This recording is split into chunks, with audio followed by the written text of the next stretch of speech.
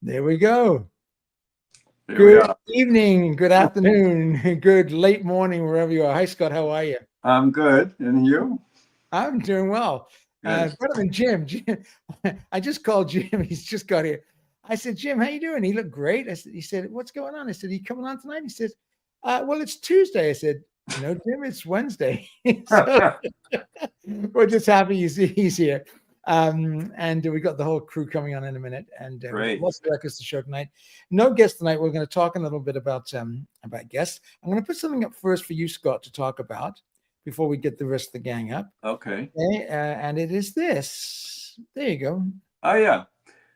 Yeah, this just came out a couple days ago. I did an extensive comparison of all those pressings of Spain. And it was really interesting. I don't want to spoil the surprise, but I definitely suggest you watch that if you're at all interested in living stereo or this particular title, because one really stands out. And it's not I really enjoyed the video. I really encourage everybody to have a look at it. Thank now you. let's get everybody back up. Where are we here? There's Jim. How you doing, buddy? We're so glad to see you. Hey, Jim. Oh, yes, Scott. Jim's Very here. good. Jim's here. And if it's Tuesday, if it's Tuesday, it must be Belgium. Remember that movie? Yeah, absolutely. Yeah. And Jack, hi Jack, how are you? Great. Good to be here. Hey, And Jack. of course, we say the best to last. Angelina. Hi Angie, how are you? I'm good, thank you. Lovely All to right. see you. Lovely Hope to you see guys I'm gonna are get all the well. comments going. Doing well. We are. I am. I'm very well. I know that Jim's Clara has had been poorly, but she's feeling a little bit better now, but still on the mend, right, Jim? Yeah, Yeah. absolutely. It's a while, isn't it? Yeah. There's this respiratory flu that's going around now. People are taking 5, 6, 7 days off work. It's like just Anyway, so let's go through. It's nice to see everybody. Jack, you were in Savannah this week, right? Getting ready for. I was in Savannah. And like I say this morning, when I got on I-95, I couldn't decide whether to turn south and head to the vault in Miami or go north and be here for something. So Would have been a good day too. Well, we all want to go to the vault in Miami because the vault is going to not just be the vault. It's going to. He's getting a turntable with a special cartridge tomorrow. Oh yeah. Coming from north of the border there. That's going to be wonderful. We can't wait to hear it and the reviews and the videos. And you'll be able to talk to Angie about it live on the show as well. Absolutely. Yeah. So let's Hey, go. Angie, I just want to ask Angie a quick question. Are you going to be at Florida Audio Show this year? No, I'm opted to go to Dallas this year instead. Oh, okay. Okay. See her new boyfriend, Todd. Anthony's being, as she likes to say, Anthony's being kicked to the curb. Basically being kicked to the curb. Oh, that's wonderful. Okay, so I'm sorry, just teasing Angie. Okay, here we go. Joey Kalinicki, how are you, Joey? Hi, everybody. Hope you're well. It's the best night of the week. It sure is. I look forward to it. And you're right. We are going to be talking planets. No guests tonight. We have a guest next week. I'm going to talk about that in a minute. So let's talk about planets. So many versions. I don't know Holst, the planet. Well, we have quite a few to show you tonight. Sorry, Jack? I said he'll know it tonight. Yeah, you'll know. That's right. And Joey's favorite part is Venus, the bringer of peace. But I enjoy the whole piece. Venus. They're all beautiful. I mean, he wasn't up to much, Holst. He was myopic and he was kind of sickly, and he was teaching all day at the St. Paul's Girls' School and not much going on. And he went on a vacation with Granville Bantock, who was a Trinity man, and a couple of other famous musicians. And they said, why don't you write a piece that you're into? And he said, you know what I'm really into? Astrology. Yeah. He wasn't into astronomy. He was into astrology. So he wrote, they said, well, it's something about the planets. And he wrote this piece, and he had no money. And I think, Jim, correct me if I'm wrong, I think it was Bolt who kind of got the money together and got an orchestra for him to go conduct it. Yeah. Well, the rest is history. My father worked for a few times with Imogen Holst, his daughter, who was Benjamin Britten's assistant. And then she dumped that job to look after her father's music full time. and get ready for the estate. I think that's the plan as was composed. And no, my dad said she was a lovely lady, but she said that he always was happy for the notoriety, but he was very disappointed that his other music didn't get, the Hymn of Jesus. And I mean, you sung and played a lot of his stuff, Jim, right? Well, it's interesting. I had an interesting story quite recently that a few years ago, St. Paul's Girls' School decided they were going to sort of clear out a couple of old pianos and stuff that they didn't want anymore.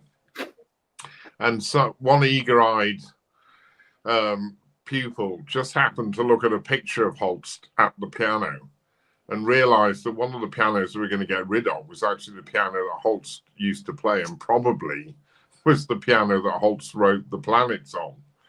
God. So literally at the 11th hour, they saved this piano. I don't know what it is now. I think presumably it's probably still in the school somewhere, or it's gone to a museum or something. But yeah, no, it's very interesting that, So there you go. Fame, but it's certainly paid the bills. But he never. I don't think he ever stopped teaching at the St. Paul's Girls' School. He wrote stuff for them. He wrote a thing called the Fugal Concerto for flute and oboe. And they said, Anthony, can you sight read this piece? I went, what, on a gig? And they went, yeah. They said it's okay, but it was actually very simple. It was a lovely piece, but he wrote it for students, so it was okay. Whew. Andrew from Oz, Andrew from Canberra. Hi, Andrew. It's great to see you. Please come up and show us your calibrant sometime. I've been bugging you. It'd be great to see it. Have a great show, team. Thank you. My favorite planets are Previn. Yeah, that to show you tonight. Meta, that to show you tonight. And Steinberg. I've got that one. And question, best Mahler 3 and thoughts on Richter's Four Seasons recomposed. Well, I'll just talk about the Richter, and then we're going to go to Angie for the best Mahler 3 because she knows which one it is. The Richter's Four Seasons, I find a lot of that music, all of it, soporific. All these guys on DG doing stuff and that. But I'm old. Don't listen to me. If you like it, that's great. It's great. To me, it just gets a bit tiresome. Angie, what is the best Mahler 3? You convinced me. Well, you could tell. Well, Angie, it's quite good. Yeah. Angie showed us the Hornstein on Unicorn with the LSO with that great recording and that amazing performance. And I swear to God, I bought it. I got it. Jack, you have it too, right, buddy? Yeah, I have it. Yeah. Jack doesn't think as much of it as I do. When I put it on, I was mesmerized. I have it number 2. I still like the Bernstein. Bernstein, yeah. Second Bernstein.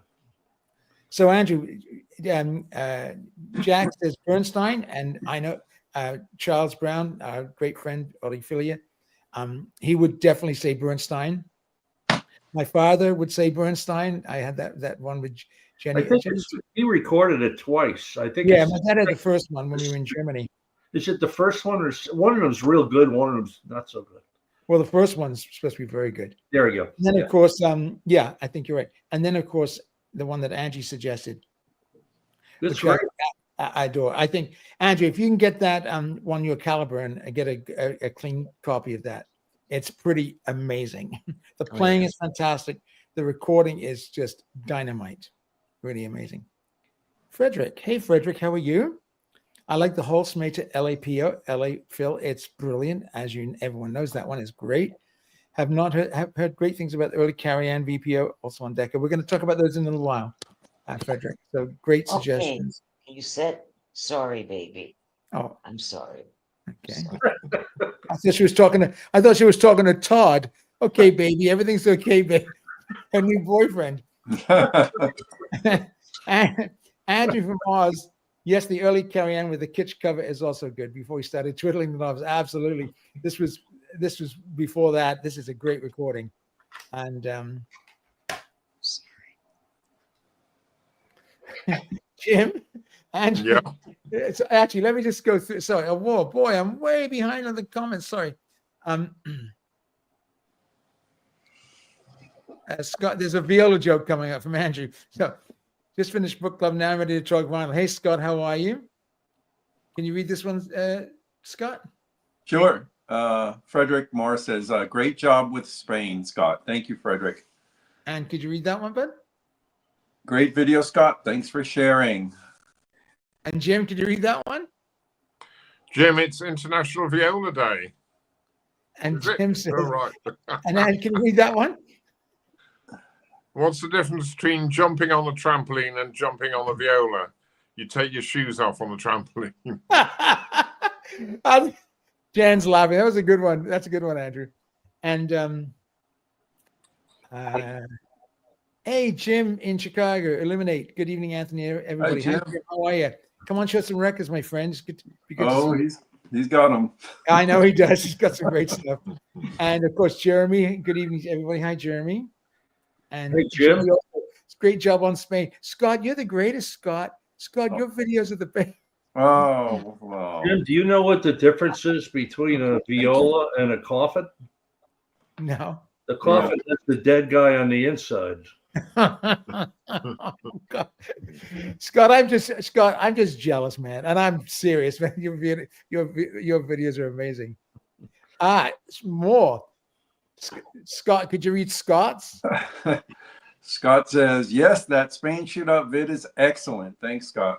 Oh, you guys are so nice. Thank you. Well, So much. they are. I always say the Rolls Royce I benchmark. listened to it twice driving to Savannah. Oh, yeah. Yeah, you texted me. You said, some entertainment. Leanne, are you in your jammies tonight? You're going to be brave and come up. I didn't teach you not to have courage as an artist. Okay, come on up tonight. Joey. Hey, this is from Joey. Tony. Joey. Hey, Tony, how are you? Joey.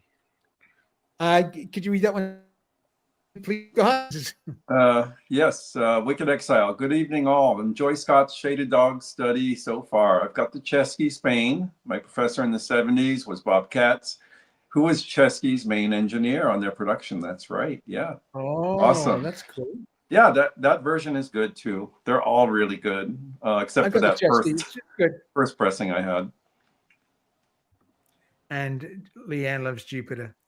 Oh boy, got some stories about Jupiter. Fantastic. Okay, if you don't mind, guys, I'm going to show two records that I got. Go big, and then we'll do a round robin. And guys, ask lots of questions tonight. Actually, before we do that, I just want to show something. We have some guests coming up. Next Wednesday, we have the great Robert Wolfrey, clarinet with the Cleveland Orchestra. Robert is, first of all, he's hilarious, and he's an incredible player and a wonderful human being. Got a beautiful family. His wife is also in the orchestra, plays cello. They have two beautiful children. And he's coming on next week, and we're going to have a nice 30-minute, 40-minute chat and talk about the Cleveland. I'm sure Jim will be back in Columbus, and he'll come on and he'll be raving about Robert, the Cleveland Orchestra. And then the following, a couple of weeks after that, we have Andy Finden, a friend of mine from London. He's a first call flute. He's really like any job that's going, James Bond. Excuse me. Who's the guy that has that fancy orchestra? He's very popular. He gets called for that, and he's also in the National Symphony Orchestra. Did the Chasing the Dragon, the Scheherazade. He's a wonderful player. He's also in the Michael Nyman band before it broke up. And then the following week, we have Ozzy coming on, Osvaldo Martinez, and be talking phono cartridges. And Ozzy has a lot of them. Yeah, and we'll have the Battle of the Bands, because we have the great Angie with us as well, and she knows a little bit about cartridges. Sure and does. even Jesus was very nice. One of our writers, he has to be nice to me, I guess. But he called me the cartridge whisperer, which I thought was very nice. So I'm looking forward to that. So Ozzy's coming, and then the following week, I was just interviewed by this lovely young lady for a project that she has coming up. Her name is Jay Marsh, and she's a Toronto session flutist, and she's also a composer. And so I invited her on to talk about her projects coming up. She has some very interesting projects that she uses sounds from nature with the flute, and she's a wonderful flute player too. So there'll be that. So that's coming up. We've got lots coming up over the next 2 months. Okay, so now I'm just going to go big just for a second. So I've ordered a lot of records for work, Jan. And I received this one because my great friend Scott I'm not sure Scott did a video on this, or he just mentioned it to me, but Yeah, I just mentioned it. I had the classic records. It was unlistenable, and I don't like to say that because I love classic records. I love Bernie Grundman stuff, and I know there's some reputation. Some of them are a little bit bright, and they are, but this one, it was hideously bright. I mean, it's unlistenable. This one and the a couple of others, but this is now. I searched high and low. It wasn't that expensive actually. It's a Indianapolis 1S, and I put it on. I put it on the other night, and I literally could not believe the difference in the sound between this and that classic records. I mean, this is absolutely magnificent. Now, Angie will remember this. We had a great friend in Toronto. Let's go so Angie can see me as well. We have a great friend in Toronto who's now since passed. A lovely, lovely man.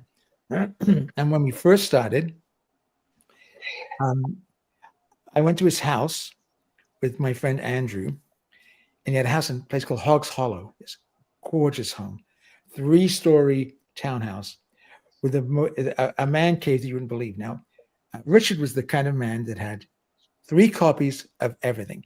Now you think about the vault. He had a sealed copy, he had a play copy, and he had a just in case copy. And I mean, every MI, every RCA, everything. And Richard was a very good writer, and I was kind of an ingenue at the time. And I'd written reviews about the classic records. And Richard called me up and just gave me a bollocking and said, "Anthony, how can you like those classic records?" I said, and he's like really yelling and screaming at me. And I'd only been to his house, right? And I said, Richard, it's just an opinion, yeah. But I'm thinking now, after experience, not all of them, because some of the classic records are brilliant, and you can't get a 1S, right? But if you get a 1S, and it's like that pressing, then they're better. They just are. I'm now convinced. And I have one more. This one was not. Yes, it arrived. Yeah, it arrived. This is unfortunately, it's like Angie's like the Rostropovich. It's a $400 record, and I love my wife and I want to stay married, so I didn't want to spend $400 on a record. So it was near mint, and it kind of fell through. So this one was VG Plus. So he was offering it for $200 US. So I was pretty naughty and offered him 160, but he was very kind and accepted it. But this was 160, and when I put it on the degritter, it's now near mint. And Mr. Pearson was right. I'd never heard this. I've heard other versions of this, not this performance, but this is one of the greatest records I've ever heard. The music is wonderful. I love Malcolm Arnold's music. The London Philharmonic play like demons, but the recording, it's John Dunkley, not Kenneth Wilkinson, and it's not Kingsway, it's Walthamstow, but magnificent. It is. So if you can find one, and you get it, I would see if you can just get in VG and just put it on a degritter and hope it cleans it up and pay less, but it's very expensive. So they're mine for now. So let me just go back to some questions.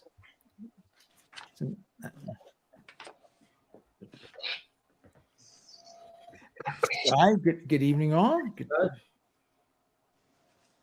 Oh, come on, Leanne. None of my jammies. My hair is a towel. Oh, well, it doesn't matter. We're all friends here. We look at Jim's hair. He's got that lush and rampant hair, man. It's like, Yeah. Scott says my only copy of the Planets is the 81 DG. Oh. Listen carefully, Scott. Then they come in, the trombones and the euphonium. Do, dee, dum. Listen to that note. It is hideously out of tune.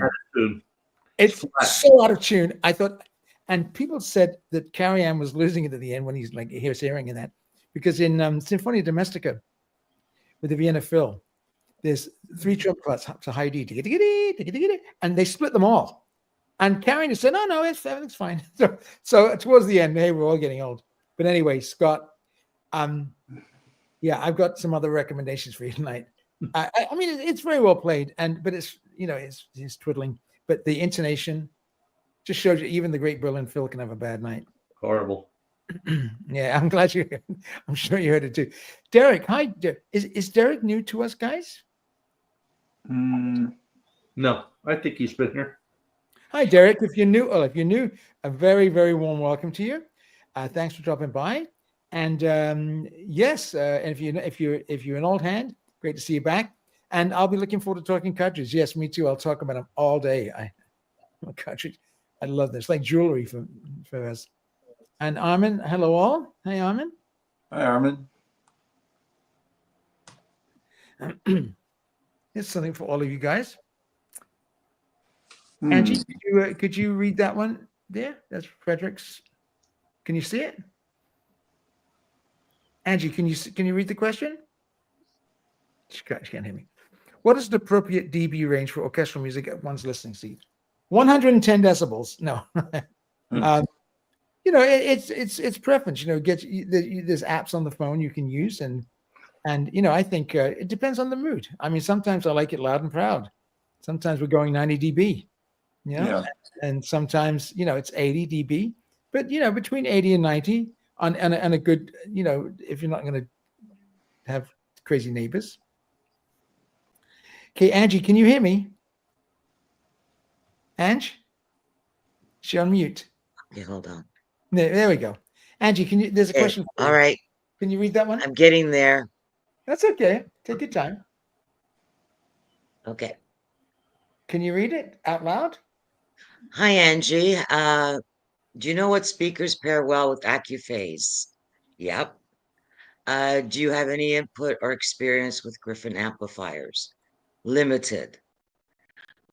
Love Griffin, but sending it to a dealer for firmware upgrade is just ridiculous. They are You're so right. heavy. It's insane. You're right. Yeah. So with AccuPhase, you tend to see them set up with Spender type speakers. So that would be Harbeth, something that even horn speakers. A lot of the Asian community like to use horn speakers with AccuPhase.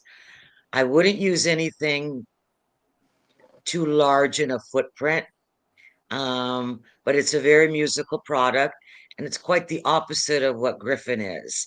Griffin is a more assertive, here I am personality of a product, which is not bad. It's just different. So they are two different products. Okay. Yeah. There you have it. And the Griffin is so heavy that you can't. Now I knew this was coming. Okay, here we go. Oh no! Oh, sorry. Jim says I had that Malcolm model in my cart last week, and it was gone. Was it you, Anthony? Yeah. There was only one left in the world on Discogs. Yes. Now I knew this was going to come though. Okay, ready for Scott? Well, Anthony, I'm glad I only paid 25 cents for it. Okay, can you read between the lines, Scott? And Derek says, yes, I am. So he must be new. Hey, Derek, it's very nice to see you. Let us know. We had a young lady on last week who was a conductor, and she was saying she did an arrangement of Enigma. Come on up. Do you remember her name? No. Yeah, she was only up briefly at the end of the show. And I'm with Jim. Some pieces you have to listen to loud, or you're missing out a lot on the performance. So yeah, that's true. Okay, so I think what we'll do before we do go to the round robin, and we'll do the vote. We'll talk about the planets a little bit. Jim, tell me about the planet. What do you think about? I know we played at the Albert Hall. What do you think about the planets?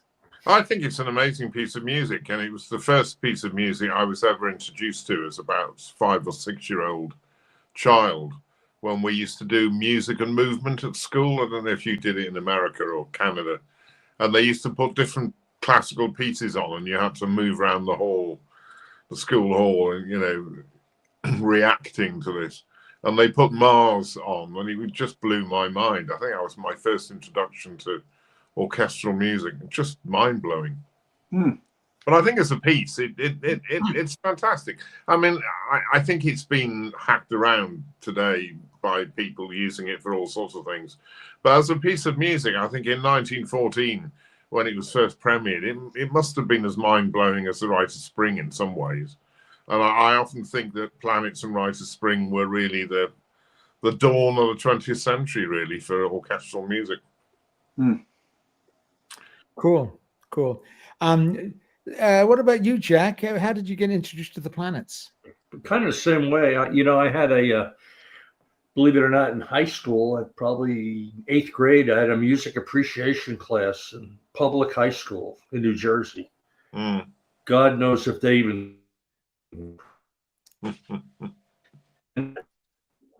You froze up there, Jack. You froze. And of course, in the band, you play the suites, the 2 Holst suites for band, and I said, this Holst guy knows how to write. And I guess he hasn't written all that much. I mean, he wrote a lot, but it's a shame. I think that the Planets is what he's known for. Probably made the most money on. He did. So his daughter said. One of the things that irritate me when we get into the records, I could talk about this if you want, but there's there's of all the different. It seems like if someone would do a recording of the best of each section, because Previn does some things I think better than Maida. There's no perfect recording for me, anyhow. There's great ones. It's like to find a complete, you buy these box sets of Beethoven cycles and Mahler cycles. Few of them have every symphony is great, and same with this. Every section of the Planets, I think, is done better by different people here and there. Just me. No, I agree. I think if you can have a one from Maida, one from Previn. And what about you, Scott? I mean, did you come to it early or did you come to it late? No, I came to it when I started collecting records and got to know it through recorded performances. I've never seen it played live, unfortunately. It's really something. I think they're going to do it soon here too. Yeah, it's worth going. Yeah. Guy made a good comment there. Maybe you want to elaborate on that about the astrology aspect. I would talk about it. I think you must have fallen asleep, Jack. Was that on the pre-show? I think that was on the pre-show. No? Oh, was that? You know what, Bud? I think you may be right. Well, Jack, I'm sorry. Keep me honest, Jack. I'm not going to be like most conductors. I didn't make a mistake. I made a mistake. Yeah, thanks, Guy.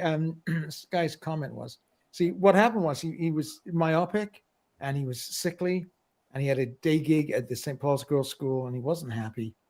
And he went on a vacation to Mallorca with Granville Bantock, who was a Trinity man. He has a big stained glass at Trinity, and a couple of other famous composers of the day. And they said to him, don't be depressed. Why don't you write about something that you know? What do you love? And he says, well, I like astrology. I said, you mean astronomy? He said, no, I like astrology. So he wrote this thing, The Planets, of course, and Adrian Bolt got an orchestra together for him. And so he could conduct it. And the rest is history. I mean, it was just, it's insane. Anyway, there's a lot of good questions. I'm going to come back to them for sure. Now, Angie, how did you come to the Planets? Well, being in a retail store, you have to be ready for all types of music that a consumer is going to walk in wanting to listen to. And I was introduced actually by a customer who brought in records, and we sat down and listened to a few and presents me with the Planets. So we had a good listen on a nice system. But we're going back quite a few years. And ever since then, I've got quite a few different copies. And each recording has a different feel, a different texture. And it's almost like what mood I'm in, I will play which version. It's kind of that kind of recording, and then I'll decide which side do I want to hear. Do I want to start with side 2 first? I mean, you can put the stylus down anywhere. That's Well, that's amazing. It's I don't bring British and stiff upper lip and tears. I don't like to tell the story very often, but I'll tell it because we're among friends. You analyze, you and James analyze more the performance, how it's conducted, how the orchestra is placed. I'm listening to something different. I'm listening to air, space, delineation. How comfortable is it? How dynamic is it? Where's the energy emphasized? So my way of listening to a record is quite different than your way of listening. So I Absolutely. admire when you make certain comments about, or James, about these characters that are performing all of this stuff, the personalities behind them as well. But playing it is not that bad. There's some pretty tough licks in there. There's no doubt about it. But conducting it, I've done it. Holst actually made arrangements for military band for 2 Jupiter and Mars. And I remember when I was about 17 getting to conduct Mars for the first time. And there's that after the euphonium solo, it goes to the polyrhythms, dum, dum, dum, da, da, da, and then the trumpets come in, da, da, da. And if I'm not counting in my head, 1, 2, 3, 4, 5, 1, 2, 3, 4, I get completely lost. And I mean every damn time. Yeah. So I gotta be really careful. But I remember I was 6 years old or 7 years old, living in Germany. And on the radio, my mother was there who knew nothing about music, and my father was a great musician. And I'm sitting there, and on comes the planets. And we're talking over dinner. And during the in Jupiter, what's it? The Jupiter hymn, da da dee da dee dee. All of a sudden, I start crying. Like I'm 6 years old. Like what's going on? And my mother's like, Anthony, what's wrong? What's wrong with you? And my mother didn't understand. And my father said, Meg, just leave him alone. And my father said, right then, he knew I was going to be a musician. Right then, because I was like, I don't know how it affected me. I was like 6 years old, but it really that music was so beautiful. But anyway, so I even today have a hard time listening to that section. I'm like, oh God, no, I don't want to think about that 60 years later. Anyway, that's how I came to it. But it's an amazing piece, and I know that I've got to play it several times and conduct it. It's a lot of fun, Okay, so now we're going to go around to our favorite recordings. Jim, do you have a recording to show of it? I haven't, no. But my favorite one, I think, has to be the Bolt one. Which one, though? Well, it's interesting. Radio 3 did building a library last week, and they came out with the LSO, the last one he did in '78. But I actually quite like his new Philharmonia one he did in '66. But there's an interesting story about the Carry-On, because I don't know if anyone's ever seen. Carry-On invited Adrian Bolt to go to Vienna and rehearse the Vienna State Opera Orchestra, which is basically the Vienna Philharmonic, because he was going to record it the following year, and he wanted to, get the orchestra. And so I think Bolt recorded it with the Vienna State Opera with some little unknown label. Westminster with that really goofy cover with the guys in it. Remember the funny It's got the cover of the girl showing her knickers and this guy, But the performance is absolutely atrocious, because the orchestra couldn't play it for a start, and and it was a hell of a lot different to playing Bellini or Donizetti or Verdi, and they just couldn't get it. But I've got that recording, and it's worth playing once in a while to realize just how bad it can be done. But then he went on and did fabulous recordings, for EMI. But I also like the Steinberg one. I think that's great, and the Boston Symphony, just fantastic. So Scott, do you have something to show us? Just the planets, not the we'll go to the vault later on. Yeah, I've got a couple. The most famous, I suppose. But this is an interesting pressing of the Zubin Mehta. This is the King Super Analog, or the Super Analog Disc, Japanese. Actually, I think these might be this later series was pressed in America by RTI, I believe. So I like that one a lot. It's recorded in Royce Hall. Sounds great. It's magnificent. That's what Mr. Pearson said. You could hear at Saturn all 8 basses in their own space. Yeah. Started off, yeah. The other one I have, I don't have in the original pressing, but this is the Andre Previn one. So. And is that Haiku Supercuts? Yes, it is. I've done a special on them. I've done a special on them once.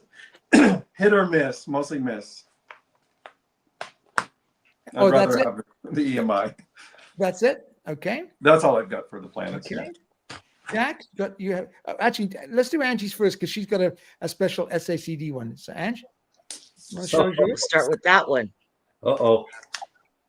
Drum roll.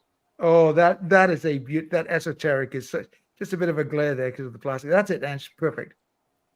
That's a fantastic one. Is that the new Philharmonia one? Yeah. Yeah, that's my favorite of the Bolt ones. Yeah, it's on esoteric. It's yeah, that's been remastered to perfection.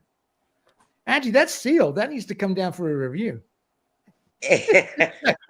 I'll send you the open copy. Okay, my love. There's that's a great one, I Ange. get there all the time. Anyway, that's perfect. Okay, Ange, I prefer that one to the other one. Jim likes the other one better, but that's wonderful too. well, we're not done yet. We got a few here. What? Oh, that's a 45 Angel. Oh, very nice. Wow. And there was one I've never seen, and that's what I went out looking for, and I couldn't find. I've got 3 copies of this one. Why, I don't know. Look at his glasses, Holst's glasses there.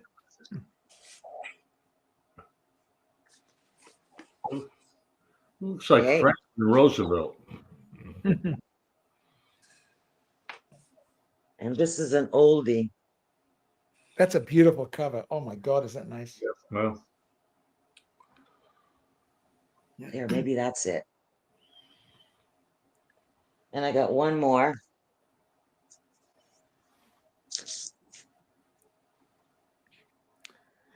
Oh yeah, that's yeah. everyone loves that one. Rightly so. It's brilliant. This has so much air and space over all of them that I have. It's incredible. And that's my planets for now. Beautiful, Ange. Amazing. Okay, I'm going to go big for a little bit, just for a second. Then we'll end up with Jack. Can I just add a postscript, Anthony? Yeah, Jim. Come on, Jim. Hang on, let me get at it. Hang on, Jim. Hang on, Jim. Go ahead, mate. Of course. Well, I've got all on this Adrian Bolt box set, which you can still get. It's probably expensive, but all 3 versions of his recorded planets is in this box from 1944 to the Philharmonia to the LSO one, and it as well as lots of other orchestral, Holst choral symphony. It's got sort of all sorts of various little bits and pieces. But certainly, if you're interested and you want to compare all the Bolt ones, then I think the only way you get them now is in this box. It's Warren has released it a few years ago. Fabulous. So I think we're giving our large team some recommendations tonight. I'm going to give you 3. Actually, I think I've got. Let's see. Yeah, I'm just going to put this one up for a second. That is, many people consider one of the tops. The EMI pressing of the Previn planets. It's fantastic, and it is fantastic. Really, really good. And it's the equal of this one, which Angie showed you, but this is the Decca version. That I first heard that in 1969. It just blew me away. Amazing. And that's homework for next week. Let me just get out of there. Okay, so let's go large. Okay, so I got the Mater and the Previn are renowned of being 1 and 1, but there are other ones. This is my favorite. This is Karajan conducting the planets with the Vienna film, 1959, I think it was. This is a London wideband. It sounds amazing. I'll tell you a little planets Karajan story from the stereo. This is a little bit of drama. Now, we know Rachel's not around right now, and the drama is massive on her show. It is wonderful. We don't have any drama, which I love, but a little bit of drama. One of our regulars, very nice, hope he comes back, said, they use the I mentioned something about the euphonium solo, which was written for, and in the score says tenor tuba, which is another name in England for euphonium, which has a whole different lineage, the saxhorn family, and there's euphonium treble clef for brass bands and euphonium bass clef. It's a pain in the ass instrument anyway. And then, of course, it's compounded by the Germans having the tenor horn, which is with a trombone mouthpiece and rotary valves. A much different instrument, much lighter. And Holst wrote it for the euphonium, the tenor tuba, especially since he had great connections with Nella Hall, where my dad was, not at that time, but the Nella Hall, the Royal Military School of Music. So someone mentioned it's a Wagner tuba, which is a conical mouthpiece, a French horn mouthpiece, rotary valves, and is a tuban, and it's a completely different family. Anyway. The Vienna Phil, as Jim mentioned, they had they didn't know how to play the damn thing, and so they said, we're going to play it on the Wagner tuba, right? Which is ridiculous because it's the wrong instrument. But anyway, I didn't know that. And I said, well, actually, and the gentleman mentioned it was written for the Wagner tuba. I said, no, it's written for the euphonium. That's all I said. Just disagreed politely. And I go to my comments later on, and he writes the story. See, I'm right. Thinking, and I just said, bud, you don't have to be right all the time. And if I'm wrong, I was with Jack there, I'm wrong. Like, it's just, it's a euphonium. But anyway, he does do that solo on a Wagner tuba, which is, I don't know. You can't really tell that much. It's way in the back on the right. But anyway, the Sophian cell, I think. But anyway, other than that, it's fantastic. No fiddling. The sound is amazing. Very, very good. Jim mentioned this one. This is, I think, the best cover you can ever get. This is Steinberg with the Boston Symphony. This was renowned when it first came out. This is the Deutsche Grammophon, the original source reissue, remaster. Let's see, it's Steinberg there. And it's very good. They do a very good job. It's better than the original. The original was pretty good, but it's better than the original. But the playing is fantastic. I mean, the BSO nail it. Steinberg did 3 recordings with him, and they're all amazing. And finally, our dear friend Ryan from Maui sent me this one. This is a MoFi of Schulte with the London Phil, and it's a knockout performance. It's really good, really good. So I think, let me just get out of here. I think with all those, I think you can come up with a list of 4 or 5 that you can get. I mean, the Karajan Decca or London first press is very expensive. The EMI, they're quite plentiful. The Previn, the Decca London second or third press is Meta is a little bit easier. So, and let me just go through some of the questions before we continue. Oh, I'm sorry. No, Jack. We got Jack. I'm sorry. I don't have a lot to add. Anthony, you pretty much nailed them. I know Jan's giving me shit hell here because I missed it. Hang on, Jack. Let me go. Oh, you had that too. If you look at the dead wax of Mars, the beginning of Mars, it looks like dead wax. The grooves are so wide. I would also tell folks that you really better be careful if you get a copy of this when you play it. Your equipment better. Not every system's going to be able to handle this. It's pretty dynamic, isn't it? It's very stand dynamic. with it. It's a Stan Ricker cut. It's amazing. And you talked about the I don't know if these are still available, Anthony, but Yeah, I they would repressed recommend these. You've got the Mathis the Mahler on there, and you got the Strauss Zarathustra on here. The 3 and 1. If they're still available, I would really recommend people buying them. It's really good. One interesting thing, and you had mentioned the carry-on. So I bought this for 2 reasons. Number one, it's a reissue, and it's really done well. It's relatively new. I think this is a few years old. I don't know when, but it's remastered, and it really sounds good.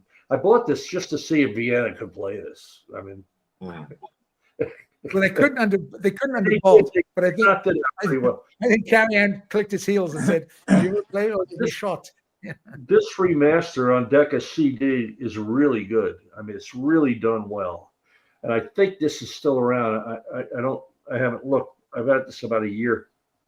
It's really good if you want to buy a CD. And the one we haven't talked about, it's. I think they tried to imitate the mobile fidelity, of course, the Telarc. That's a good one. That's a really good one. Very, very good. It's very good. Recorded well.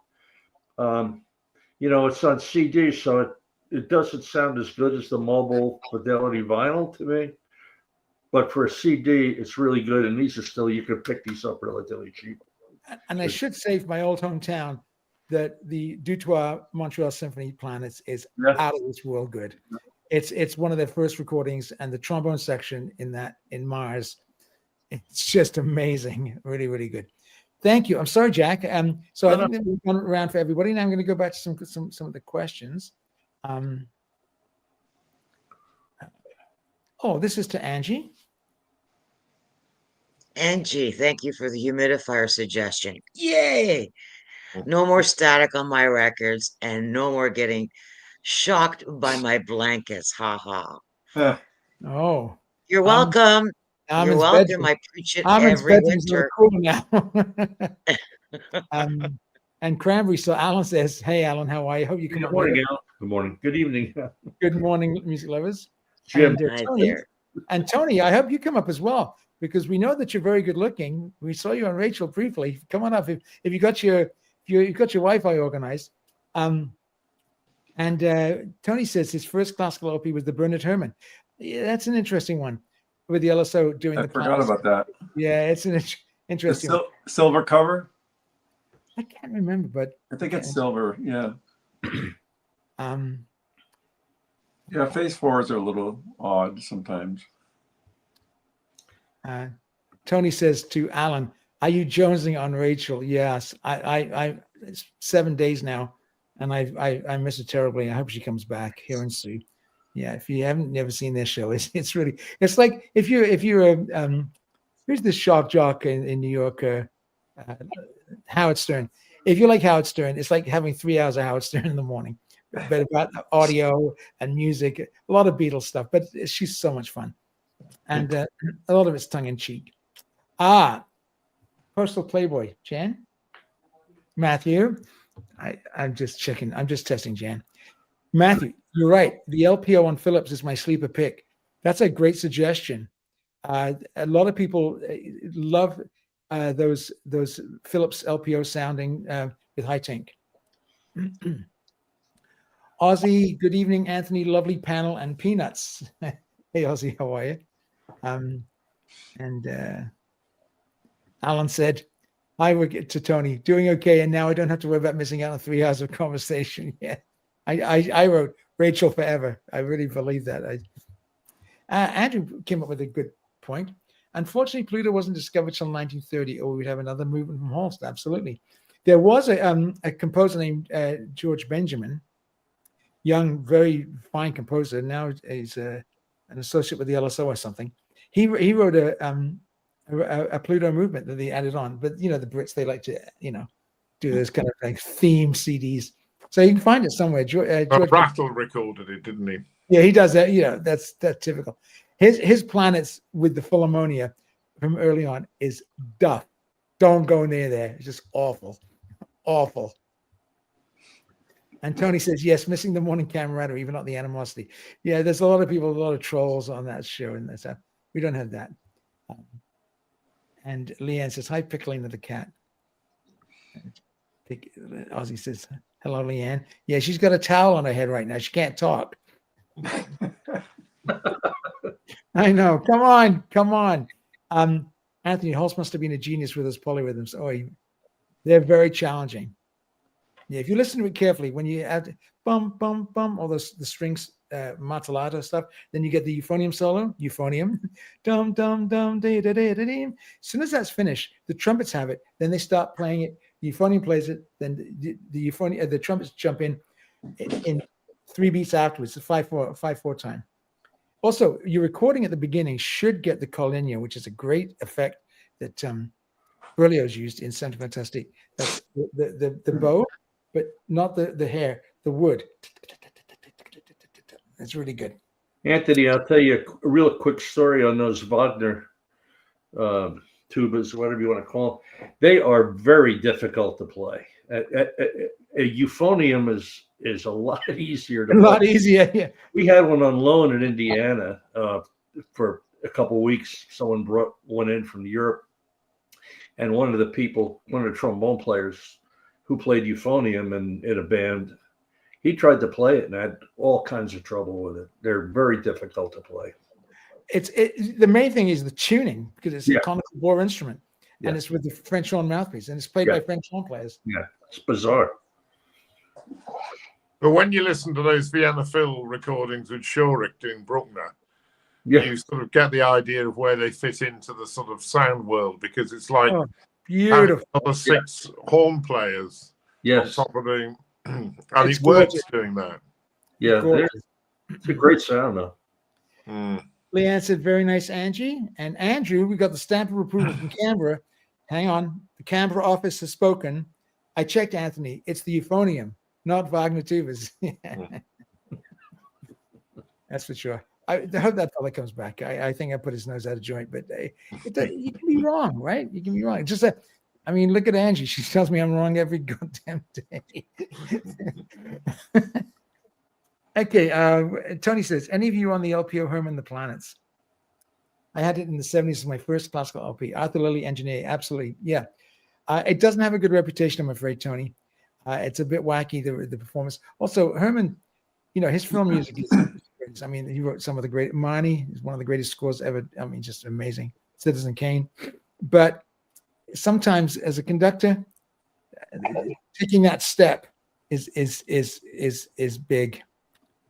Frederick says, Penguin Guy says, Carry-On VPO has even better sonics on Ace of Diamonds version. That's interesting. Is that Edward Greenfield? Never say derogatory things about other. But Edward Greenfield, I was doing an audition for. I was recommended by Meredith Davis to an audition for Tenwood, and I went in there, and it was some other guy in Edward Greenfield, and I was playing, and he play this note, stop. He was a Rick with a capital P. And Derek says, I think Angie won this one. Drama. No doubt. I just don't go up again. I always say about Angie, she's an audiophile and she's a woman. It's over. Don't even go there. Yeah, don't go looking for that SACD. You're gonna have to take a loan out for that one. Oh yeah, that one. That's right. And Tony said the same team that recorded fantastic film, mysterious film scores. Another record that I'm not that fussed with, except the first one, that's Stan Ricker cut for Mobile Fidelity, which is amazing. I love that record. But the second one, the Mysterious Film World, I bought it. I listened to it. It was. And Leanne, absolutely, you better have the Dutoit. Montrealers. It's fabulous. Dagon Studios. I'm not sure. Is Dagon new? I don't know. I don't know, but I'm glad you're here, Dagon. I'm kind of relaxed now. Yeah. Yeah, that's welcome. Great. Hey, welcome. We're all relaxed. Okay. Jeremy says, I also had the Dutoit Enjoy It. It was Mozart's birthday on Monday, and Friday is Schubert's. It's great. Oh, hang on. Oh, Anthony Jean, the ADCD it's come out. I think it has. Yeah. And look who's it. Look. I'm good now. Maybe I'll pop on and say hello. Maybe about it. Nice. Let me get the invite. Yeah. Copy. Okay, guys. First come, first served. You know what that means? We can't, I can take 10, but someone said it looks like the goddamn Brady Bunch, and we don't want to get, So, come on up. Okay, guys, we'll welcome people up, and we're gonna go to the vault, and we're gonna do Scott first. I know everyone's got some records to show tonight. Scott, what do you got to show us? Let's see. I got a little bit of everything. One I'm just working on right now is the Four Seasons. So I have a 1S and a White Dog and the AP. So that's coming up soon. But I grabbed a bunch of the later Londons, which are very good. They came, this is like CS 7000 series, so they're a little later. And they are pressed really well. Very good. This is a great one.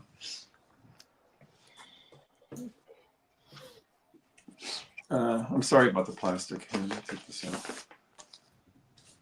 God, we got to, holy shit, we got to load tonight. Hang on. Let me go back here. Oh, house. I know. So, I don't know why it's a little, there you go. Beautiful. And this is really nice. Oh, that's a gorgeous record. Mm-hmm. No, she was amazing in those days when she was young.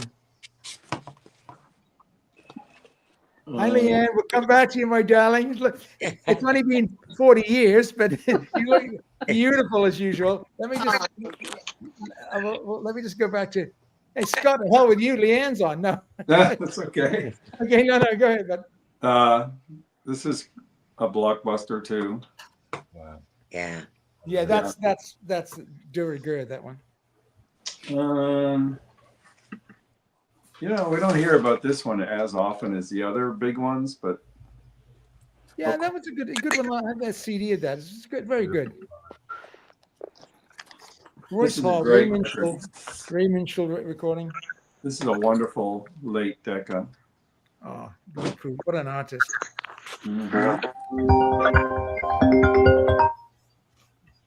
And what else? Yeah, I was talking about this with a friend today, who's probably watching. Yeah, this is really nice. Gorgeous. Mine's late, but it's good. That's about it. I got some Mercuries here, but I'll let someone else go. We'll go around and say hello to everybody. My goodness, I've got 8. 9. We got. I think we're at a max. So we've got. By the way, Jax Dagan says, I'm just gonna put that up. So Yeah, I saw that. Thank you, Dagan. big fan of your videos. Yeah, Jax. I didn't know they were going up tomorrow. Thank you. And as Loki says, Dagon, this is a house of learning. Well, yeah, sometimes. Of course, my introduction is done by Joey. That's what makes it happen. That's right. So we have Alan. How you doing, Alan? Very well, thanks. How are you? Lovely to see you. Jim from Chicago. Great to see you, Jim. Good to see you, Anthony. Hey, Jim. Was it you that had one of the 25 cent? The Oh, 25 cent. 25 cent. Every once in a while.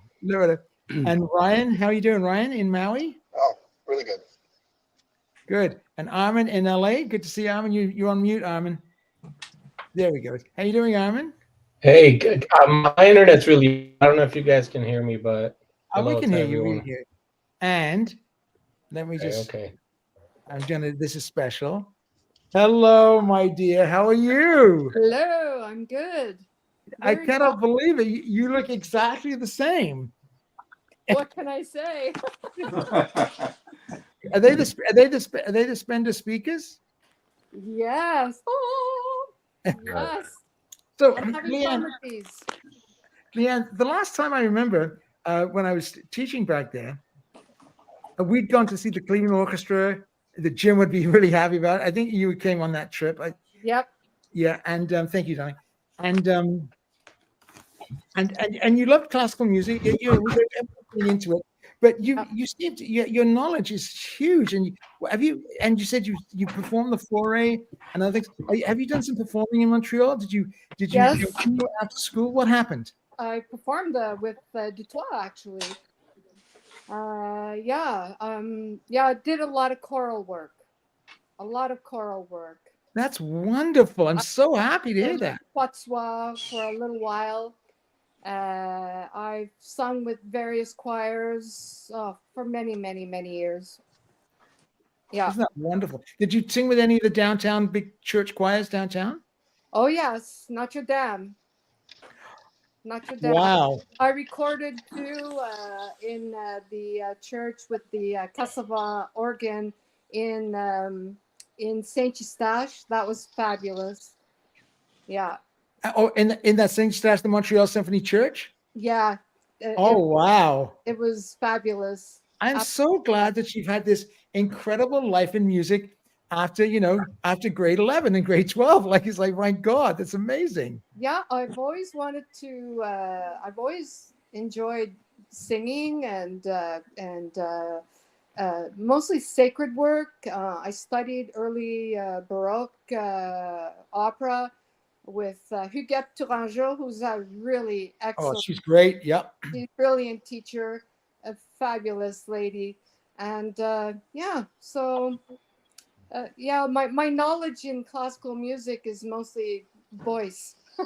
But no, it's amazing. I'm so thrilled. When you teach, I mean, Charles was teaching, and I taught sometime in my career, and I think one of the things that we try to learn is if you can be a great flute player or a great singer, a great pianist, that's great.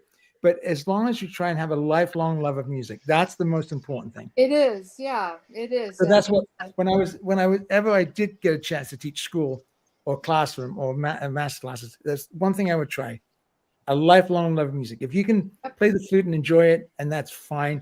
You're not going to be another Galway. That's fine. But if you love music, what a gift. So that's great. And you were a fabulous teacher, and I Oh met my you. God. Oh no, don't say that. I don't want to say that in front of Afraid Scott.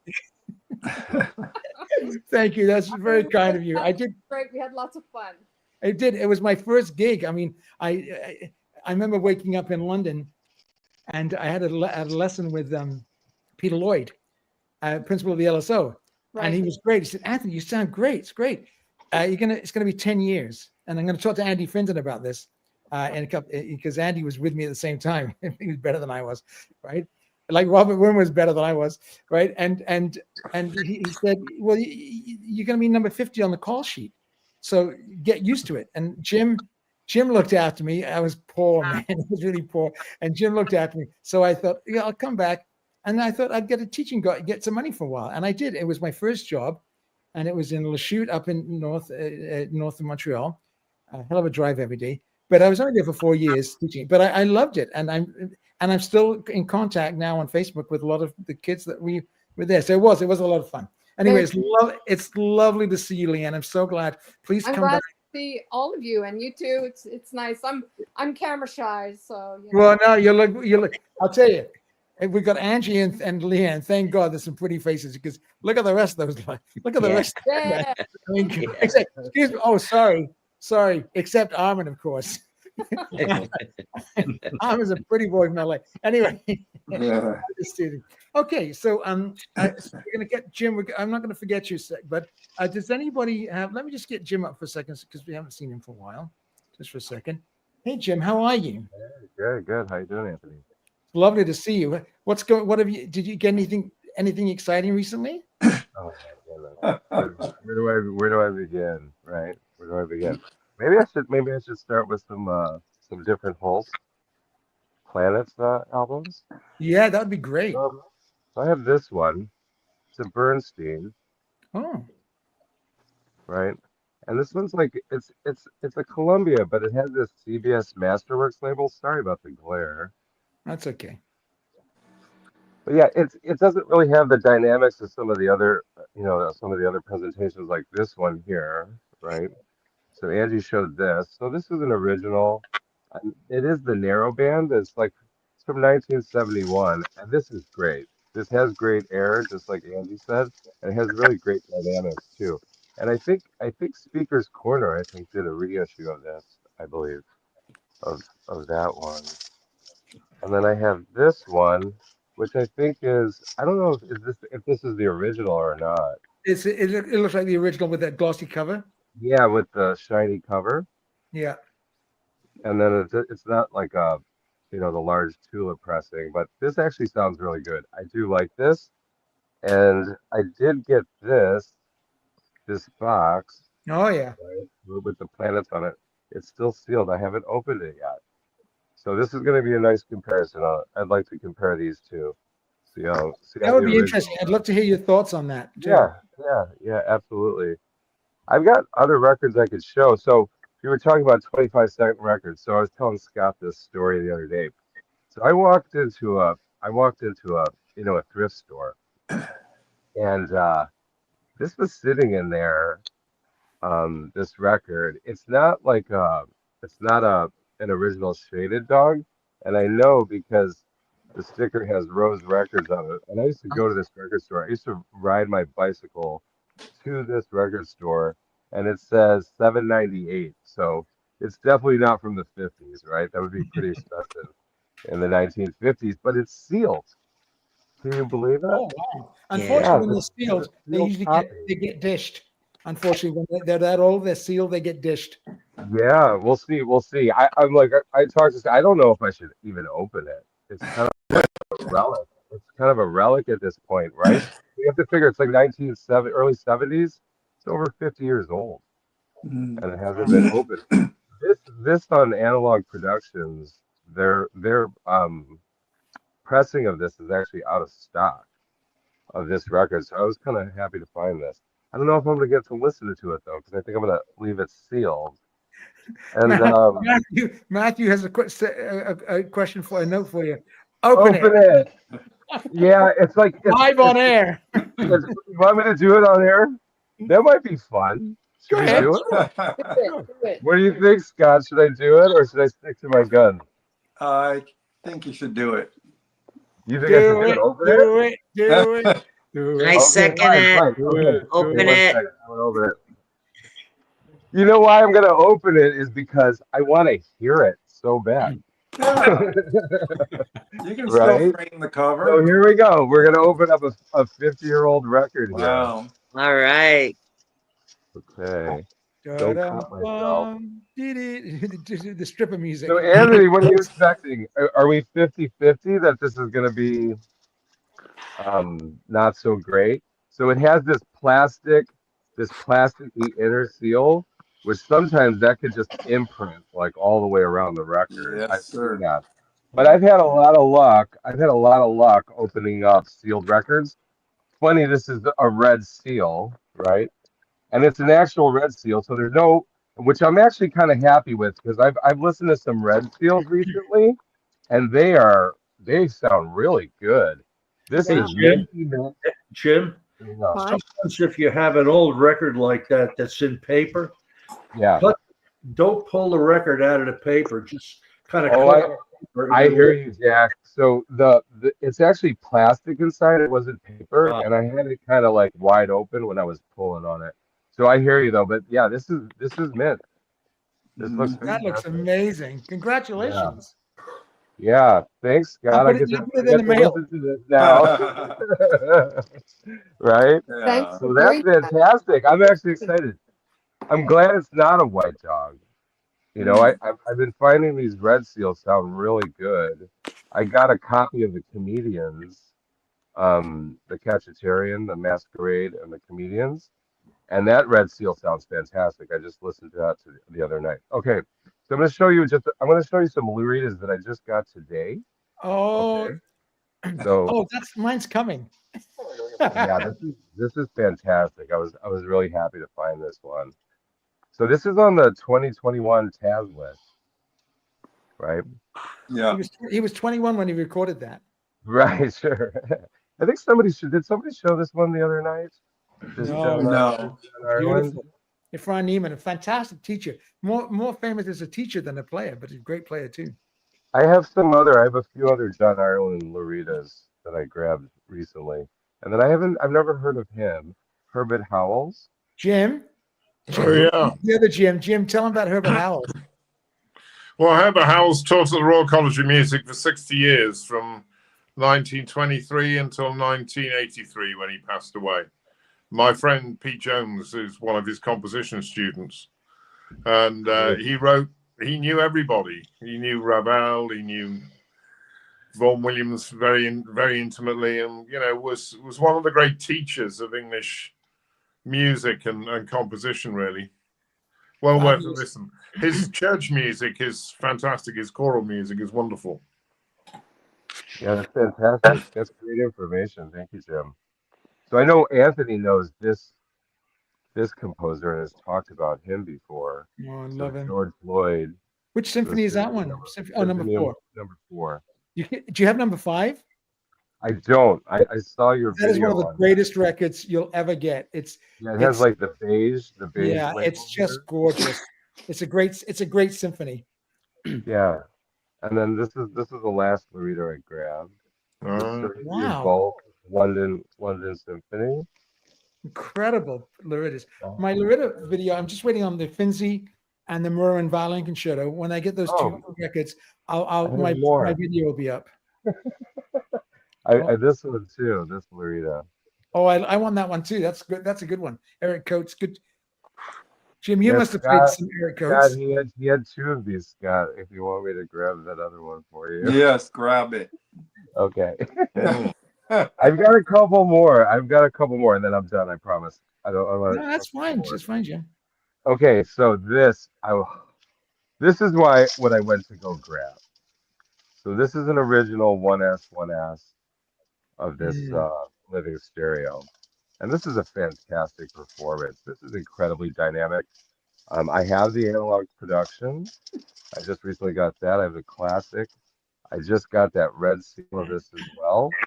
And there was 2 pressings of this. It's really strange. If you look up this record, there was 2. This is an Indianapolis 1S, but there's an original one, and then there's one in the same year. It must have been like a second pressing, something like that. That's also a 1S. But I'm really happy to have this, and it's very minty. I'll actually pull it out here. Yeah, I'm gonna clean this up real nice. Looks good already. It does. It really does.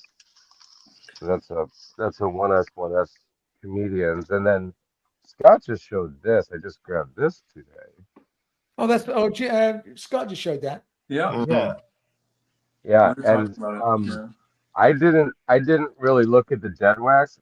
He was offering it for such a great price that I just grabbed it, and it ended up turning out to also be a 1S. Jim, you got a horseshoe up your butt. Go figure, right? I know. I've been really lucky with this lately. Okay, last one.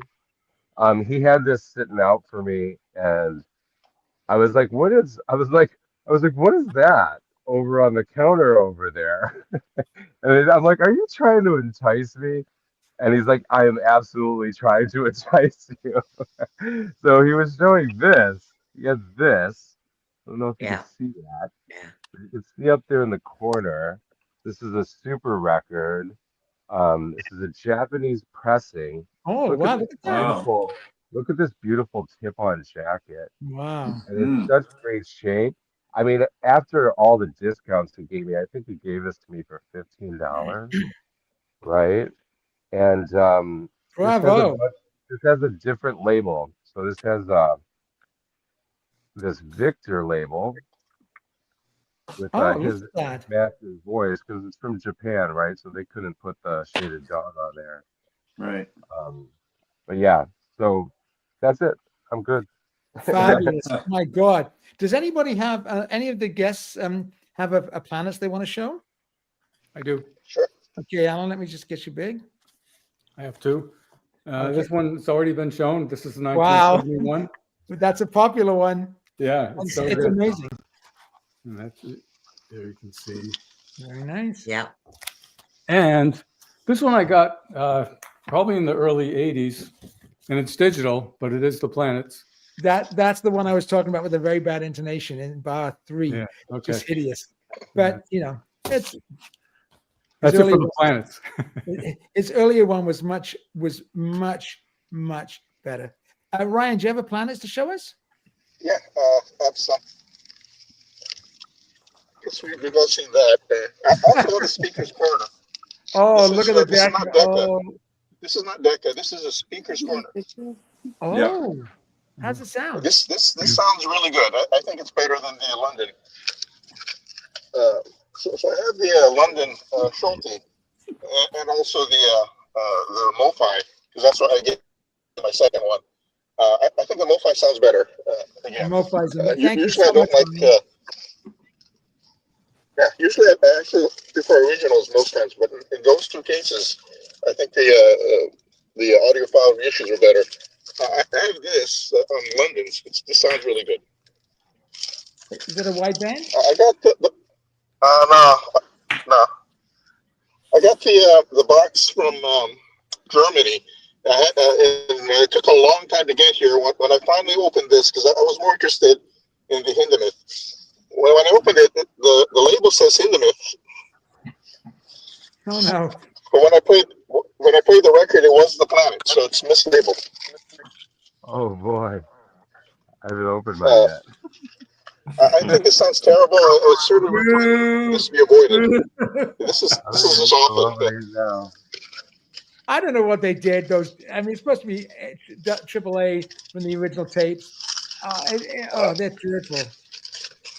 My favorite thing of all, and it has nothing to do with the music, is this. That's the one we were talking about. That's the one. That's the one. Yeah. This is the best one of them all. The recording is not good. The playing is bad.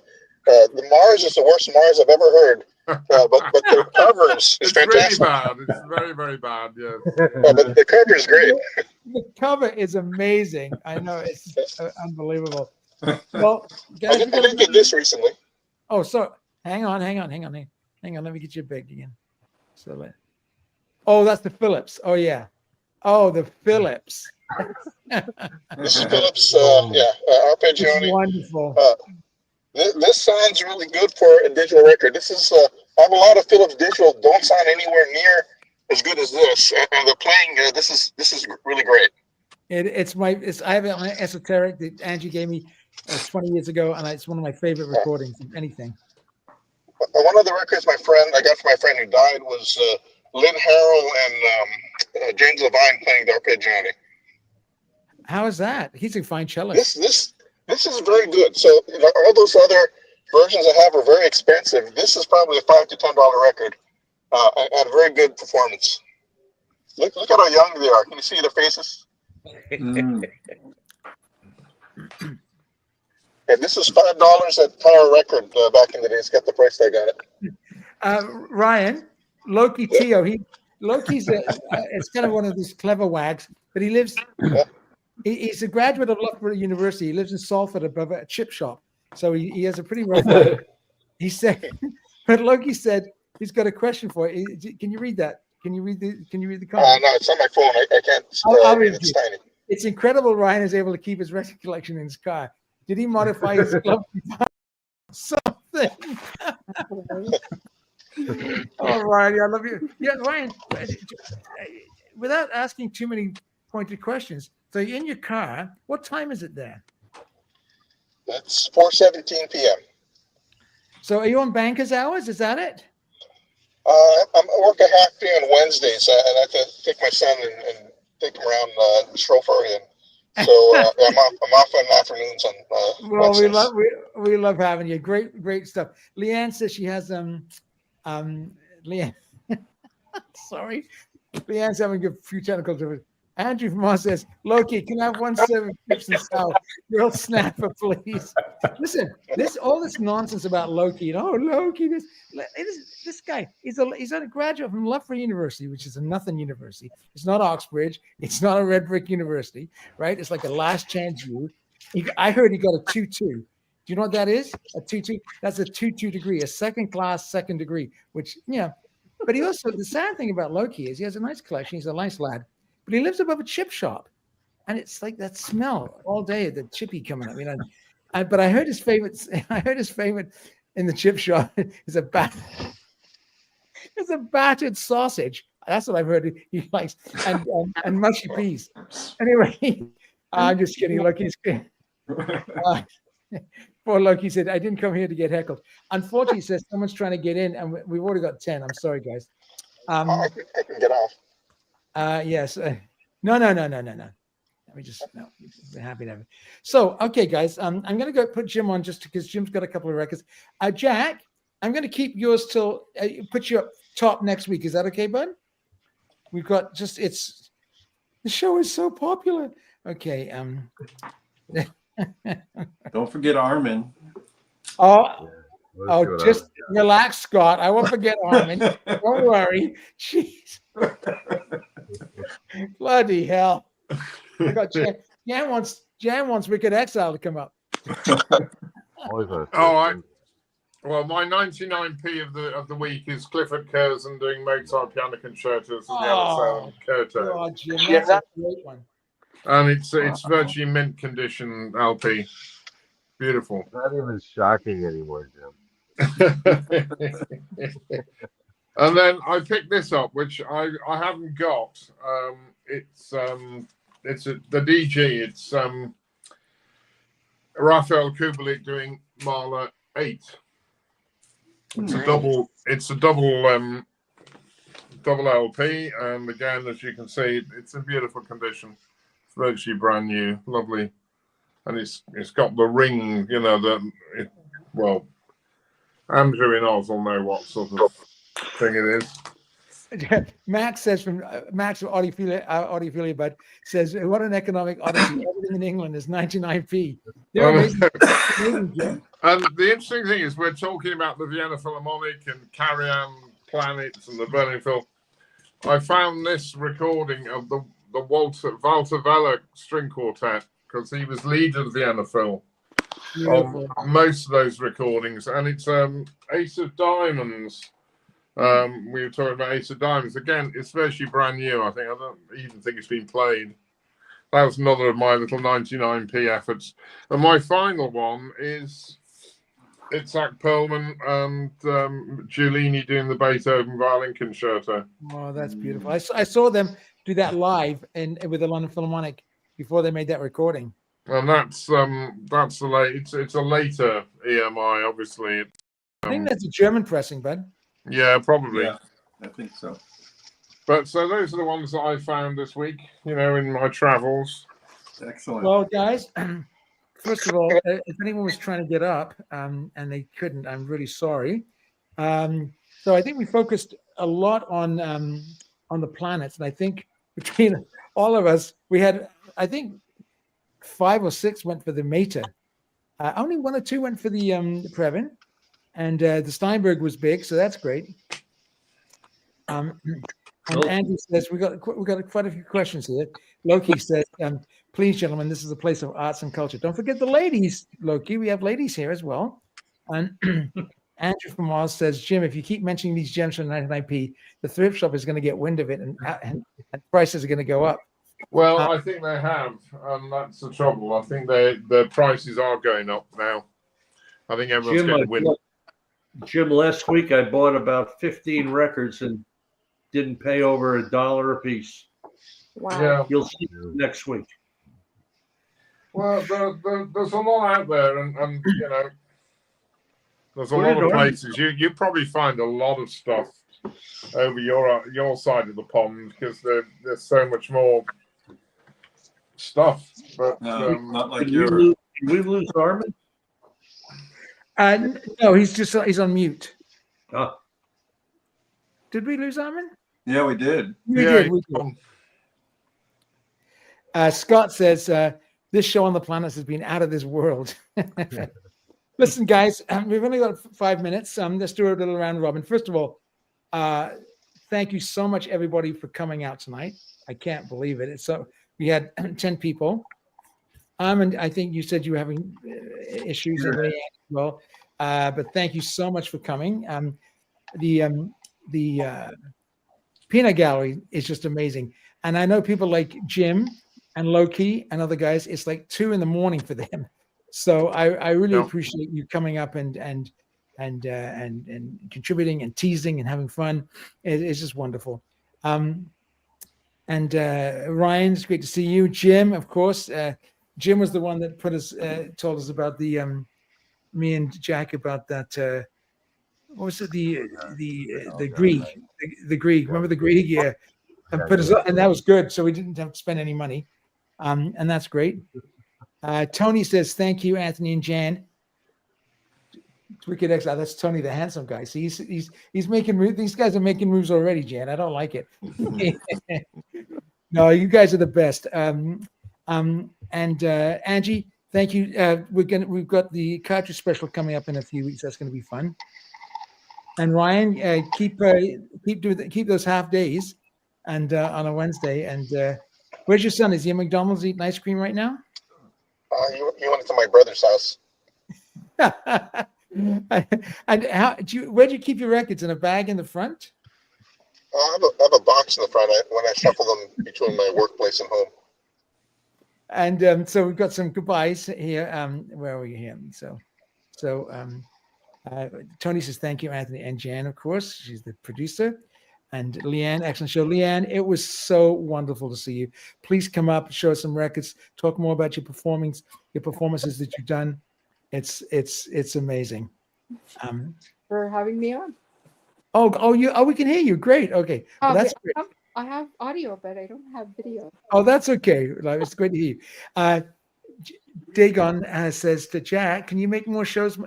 I find them relaxing. There'll be a new one tomorrow. There we go. I love my heart skips a beat when I see it. Jim, when Scott and Jack do videos. Thank you, Dagon. And Tony says, thank you, the rest of the crew. And Loki said, the Loki, the ladies weren't attacking me. Jan, have you heard of this Loki guy? You heard of Loki? He lives above a chip shop. Yeah, he does. Yeah. And he went to Loughborough University. He got a 2-2. That's all. He plays like he sounds like he always plays like he went to Oxbridge or something, but that never happened. Trust me, that never happened. No, Loki, it's great to see you, but have a good night's sleep because I know it's like late there. The ladies weren't attacking him. Give him time, Loki, give him time. And Scott says, my classical music batteries have been charged for another week. Thanks, everyone. Thank you. Peace and cookies, everyone. Now, Leanne, I've seen your cooking on Facebook.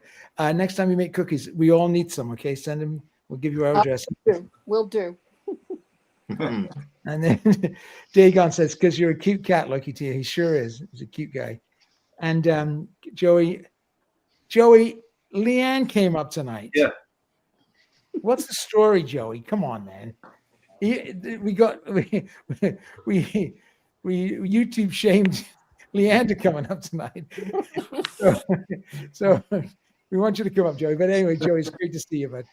And Dagon enjoyed the show. Great to see you, Dagon. Okay, guys, that's just about it for tonight. Does anybody have any musical? Where's Sky, by the way? Yeah. Sky must be at a gig tonight. Sky must be buying a new turntable or something tonight. Let me anything special going on? Scott, are you going to that concert this week? No, I'm not. No, and Ryan, is the Honolulu Symphony playing sometime soon? No, I did see them play the Planets though back about 25 years ago or so. How do they do? Their brass section is not as good as Montreal. I had the Dutoit Montreal. That's the CD. I imprinted that on, and they were nowhere near that. But they're much better than Adrian Bolt with the Vienna State Opera. That Mars is the worst thing I've ever heard. Yeah. No, it's Jim's very, yeah. You know, the thing about that Montreal Symphony with Dutoit, Pierre Baudry got the job about a month before, and I'm not sure it was Pete Sullivan playing second, but he had a lot of problems with the first trombones, like arguing with Dutoit, and they went through. But the trombone section just gelled on that day, and the bass trombone Pierre Baudry, like I said, he had the job for about a month, and when the trombones come in halfway through, it's just magnificent. So yeah, you can stream the Montreal one and have fun. The Toronto one, Davis, not very good. Andrew says, not sure Joey isn't a pretend member of the Peanut Gallery. He has never appeared. We know, we're trying. Joey's giving you the thumbs up. Anyway, guys, just stick around for the after show. Jan will come and will make an appearance. Have a great week, everybody. Next week we have a very special guest,